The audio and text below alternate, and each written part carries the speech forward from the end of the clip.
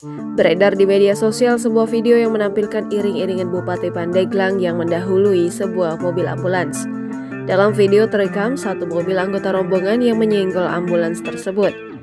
Terkait hal ini, pihak Satpol PP Pandeglang kemudian menyampaikan permintaan maafnya dan menyatakan tidak bermaksud arogan. Beginilah peristiwa yang terekam dalam video viral saat mobil ambulans disalip oleh 5 kendaraan iring-iringan Bupati Pandeglang Irna Narulita.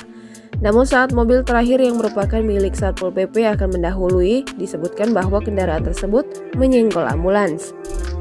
Dikutip dari Kompas.com, Direktur Relawan Facebook Banten News, Lulu Jamaluddin menjelaskan bahwa peristiwa terjadi pada Kamis 19 Mei sore.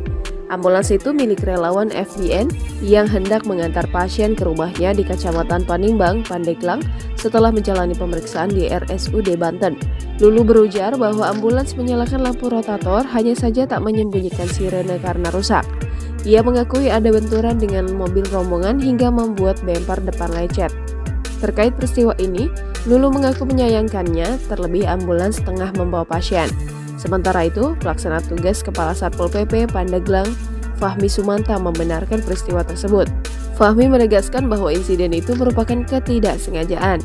Ia meyakinkan bahwa tak ada arogansi dalam peristiwa ini. Fahmi menjelaskan bahwa saat itu Bupati tengah terburu-buru meninjau penanaman porang di Kecamatan Cikedal. Ia kemudian meminta maaf karena insiden tersebut mengganggu perjalanan ambulans.